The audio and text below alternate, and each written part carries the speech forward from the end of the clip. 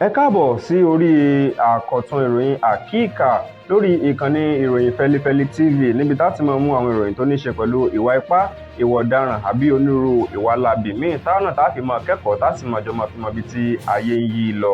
Sodiq Olúwaṣèyí lèmi jẹ́ Basharu bàbá tó bí mi lọ́mọ. Kó tó di pé a máa gbọ́ àwọn ìròyìn ọ̀hún, ẹ jẹ́ n dókè lọ́hùn náà.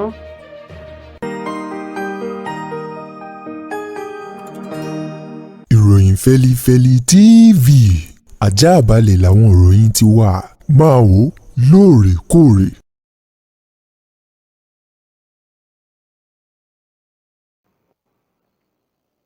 Mo kí ẹ káàbọ̀ padà láti òdì kejì lọ́hùn-ún. Ẹ jẹ́ mọ́ múṣẹ́ náà ṣe báyìí lọ́ọ̀rẹ́ kìnìún.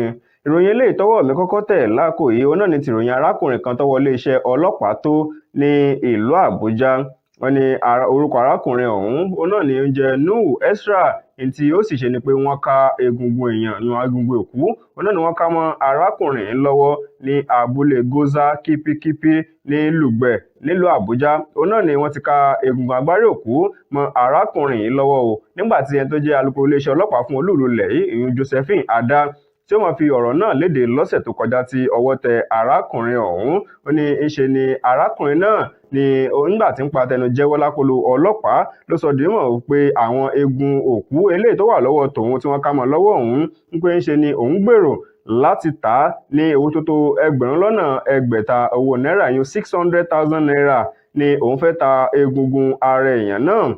Nígbà tí ó tún ṣàlàyé síwájú sí ó ní òun kọ́ ni òun pa èèyàn o, ó ní kì í sì ṣe pé bóyá òun gangan òun náà ni òun rí àwọn egungun òkú òun, ó ní ṣe ni òun rí he ní inú igbó lásìkò kan tí òun dọdẹ lọ. Ó ní bí òun ti rí nu tóun atọ́jú rẹ̀ wípé yóò wúlò fún títà, wípé ọgbà tóun bá ti tà á ní 1,600 owó náírà 600,000 naira, wípé òun ó sì gba owó ńláńlá òun ó sì máa fi ṣe òwò ń tòun.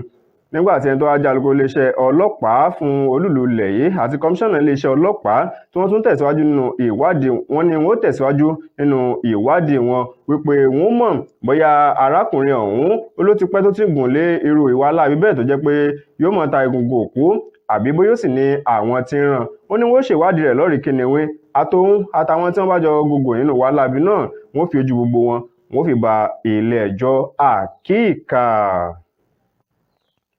Ìròyìn eléyìí ló mọ̀ tún lákàkì láti ìpínlẹ̀ Èkìtì níbi ọwọ́ iléeṣẹ́ ọlọ́pàá bó ṣe tó ọmọkùnrin kan tó jẹ́ ẹni ọdún 45 45 years old náà wọ́n pa arákùnrin ọ̀hún tórúkọ rẹ̀ ń jẹ́ Táíwò Òjó ní agbègbè Òjìdò ní àdúgbò Òjìdò nílùú Àdó Èkìtì gangan ní ọwọ́ ti tẹ arákùnrin náà látàrí pé ń fi tìpátìkúùkù bá ọmọ bíbí inú rẹ̀ obìnrin fi ń bá ní nǹkan ṣe pọ̀ ní ọmọbìnrin ọ̀hún náà ló jẹ́ ọmọ ọdún 13. Wọ́n ní afurasí ọ̀daràn yìí òun náà ló jẹ́ pé ó jẹ́ òṣìṣẹ́ ìjọba ìbílẹ̀ kan ní ìpínlẹ̀ Èkìtì. Wọ́n ní èsì tí wọ́n ṣe ó ti wà láabi náà sí ọmọ náà láti bí lẹ́yìn kété díẹ̀ tí ìyá ọmọ náà tí ó dágbére fáyé. Òun náà ni bàbá ọmọ ọ̀hún ló ti bẹ̀rẹ̀ sí ní wu ìwà láabi náà. Wọ́n ní ṣáájú àdúgbò bíi tí bàbá yìí àti ọmọ rẹ̀ tí wọ́n ti kọ́kọ́ ń gbé tẹ́lẹ̀tẹ́lẹ̀ òun náà ni ó ti bẹ̀rẹ̀ sí wu ìwà láabi ọ̀hún. Wọ́n nígbà tó kẹ́fín wípé àwọn èèyàn wọn ti ń fura sí òun wípé òun ń bá ọmọ inú òun ní nǹkan papọ̀. Òun náà ni ó ní kí òun àtọmọ àwọn kí wọ́n kó kúrò ní àdúgbò tí wọ́n sì kó lọ sí àdúgbò Òjìdò ní àdúgbò ilé tí wọ́n ṣe wá wà yìí. Òun náà làwọn èèyàn tí wọ́n tó wá kẹ́fín wípé bàbá òun ń bá ọmọ rẹ̀ lájọṣepọ̀. Òun náà ni wọ́n ti wá fi tó iléeṣẹ́ ọlọ́pàá létí tí wọ́n sì wá gbé ọkùnrin náà lóní janto. Ó ti wà lágọ̀lò ọlọ́pàá báyìí. Wọ́n ní wọ́n fi ojú rẹ̀ balẹ̀ ẹjọ́ yóò sì fojú winá òfin. Ìròyìn eléyìí òun náà ló tún lákàkì tó ń bomi lójú pòròpòrò báyìí láti ìpínlẹ̀ Borno níbi ìròyìn ṣe fi léde wípé sájẹ́ǹtì ọlọ́pàá kan eléyìí tí wọ́n porúkọ rẹ̀ ní Sunday Wadzani òun náà ni wọ́n fi orúkọ rẹ̀ léde wípé ó ṣekú pa bàbá rẹ̀ tó jẹ́ ọlọ́pàá fẹ̀yìntì ASP.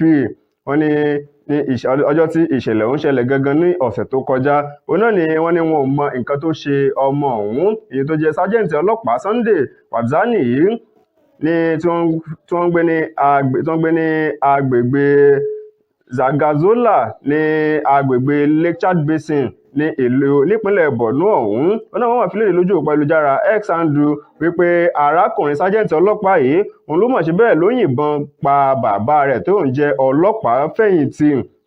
Wọ́n ní ohun tó wá ṣe okùnfà irú ìṣẹ̀lẹ̀ bẹ́ẹ̀ tó fi gbẹ̀mí lẹ́nu bàbá rẹ̀ òun náà ni kò tíì di mímọ̀ báyìí.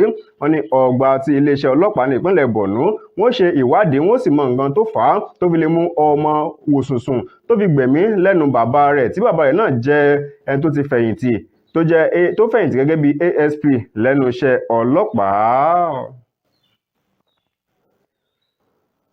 Ní báyìí nínú àwọn ìròyìn míì tó tún ń bẹ lọ́wọ́ mi tó tún ń lákàkì dáadáa fún ti tàkókò yìí òun náà ni ti kọ̀rọ̀wọ̀ sí ọkùnrin kan tó jẹ́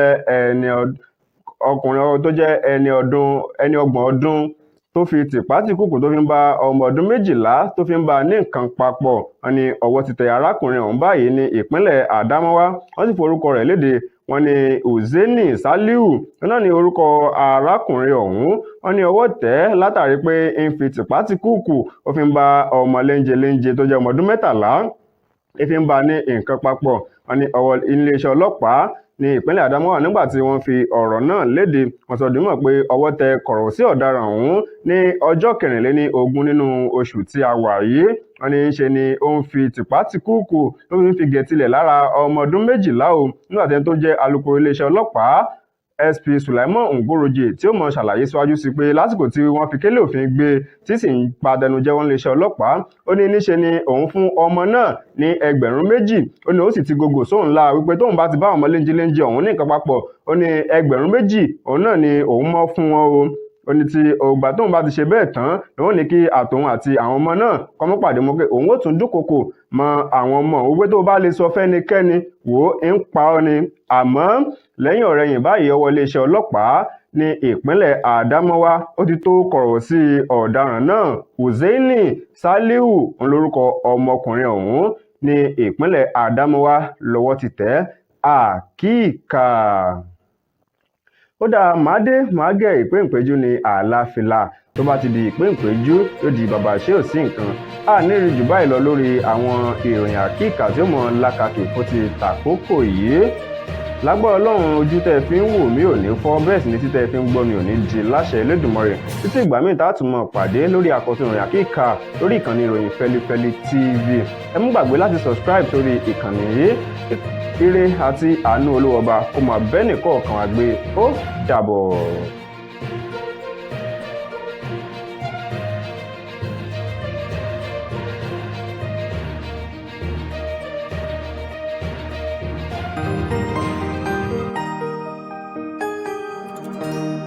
Ìròyìn Fẹ́lifẹ́li TV àjààbálẹ̀ làwọn ìròyìn ti wà máa wò lóòrèkóòrè.